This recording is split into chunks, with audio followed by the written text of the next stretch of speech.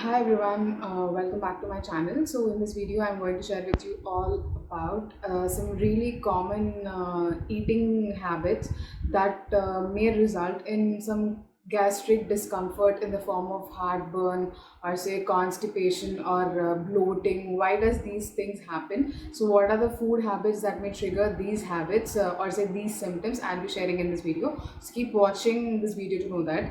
So the first thing is the timing of the food you take. Like what's the time you will be having your breakfast, your lunch, and the dinner, and with what to say time gap you'll be having them. I mean, if you have your breakfast at 7, then if you're having your lunch, it's like 1 or 2. Then it's way long gap between your breakfast and lunch. And if you have your lunch around like 2 or 3 like that, your dinner, if it will be like after 7, then the effects will not so be good. So the first thing you need to remember is your breakfast time is okay, whatever time you have, that's fine, but your dinner time is really a game changer, and the earlier the dinner the better. Make sure you complete your dinner before 7:30 or 8 p.m. max, not more than that. This is because there is a kind of internal clock mechanism in our bodies that is called as circadian rhythm. That means our body functions in very close relation with the sun. This our digestion capacity, it goes up as sun rises, and it reaches at its peak, or say the best digestive capacity is present during our lunchtime. That means at noon, and again it tends to get down as it becomes evening, and it is like very much less after the sunset. So, in the people who eat late dinners, it has been found that it may be a triggering factor for many chronic diseases like type 2 diabetes and hypertension and high cholesterol levels, weight gain, PCOD, whatnot. Like many chronic diseases are related to this stuff. So make sure you have your dinners as early as possible and maintain at least 3 to 3.5 hours of gap between your last meal and your sleep, because your stomach should be emptied before you get to your bed. We don't want any kind of digestion process to be stopped or say to be interrupted before you sleep. So because in your sleep your body does a whole lot of stuff, which I'll be sharing in the coming videos what exactly happen when we sleep. But remember, the main point is have your dinners as much as early possible.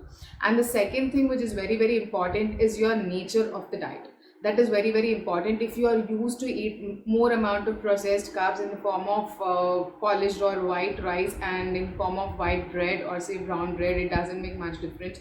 And if you eat only chapati, ragi, whatever the flour may be, these are all the processed carbs. Most of us are used to eat processed carbs, so carbohydrate content should be at a lower level. If you are used to eat at least like 3 to 4 chapatis on your daily basis per meal, make sure to cut it down to at least 2 and substitute with the vegetables in that of the place of the remaining 2 chapatis which you reduced, which intake you reduced. So that is really important that you include fiber into your diet, because of this less fiber intake, there are many diseases happening or say occurring because of this less fiber intake, that results in constipation first thing, and abdominal bloating. High amount of carbohydrate intake has been found to be resulting in bloating. And the third thing is your protein source. If you are used to eat vegetable protein in the form of beans, nuts, and in the form of pulses, legumes, then that's really a good kind of source. But if you're used to take your protein in the form of non-vegetarian source, then that is also a difficult stuff, because we don't cook non-veg food as such in a bland manner. There goes a lot of spices and a lot of oil into that, which worsens the situation even more. So make sure to look into the diet of, into the source of your protein which you're taking. And the fourth thing which is very important is your water intake. Most of the people have water only when they eat meals, which is very wrong. Less water intake will also result in bloating, and so make sure you have water even with your meals, but in a minimal quantity. But in between your meals, make sure you have good amount of water intake. And the fifth thing which you need to be remembering is don't lie down as soon as you eat your meal. Afternoon nap for 15 to 20 minutes is good, but not more than that. But make sure you have at least 1 to 1.5 hour of gap between your nap and your food intake. So don't have a lunch, or say whatever the meal maybe, don't have into a heavy stuff, and make sure you have a regularized balanced meal, so that these all symptoms may reduce to some extent. But if you have these symptoms persistently, you may need to consult a doctor. So that brings me to the end of this video. Hope this video was helpful. If so, don't forget to subscribe to this channel for such more health, lifestyle and mind related videos. Till then, bye bye and have a good day. Bye.